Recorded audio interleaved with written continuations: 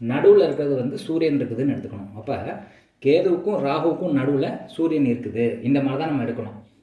இதில் வந்து ராகு கேது எங்கே இருக்குதுன்னே நமக்கு தெரியாது. நான் வந்து நட்சத்திரத்தை மட்டும் வச்சு ஆயுள் பாதிப்பை வந்து சொல்கிறேன். கேது நட்சத்திரம் அப்படிங்கிறது கேதுவாக எடுத்துக்கோங்க, ராகு நட்சத்திரங்கிறது ராகுவாக எடுத்துக்கோங்க.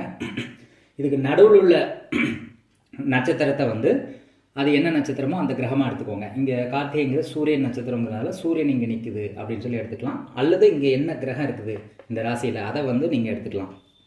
அப்போ இந்த கேதுவுக்கும் ராகுக்கும் நடுவில் வந்து சூரியன் சிக்கியிருக்குதா?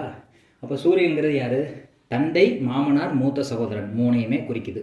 அப்போ இந்த காரகத்துவத்துக்கு வந்து பாதிப்பு இருக்குது, இந்த உறவுக்கு வந்து பாதிப்பு இருக்குது அப்படின்னு சொல்லி கன்ஃபார்ம் பண்ணுறோம்.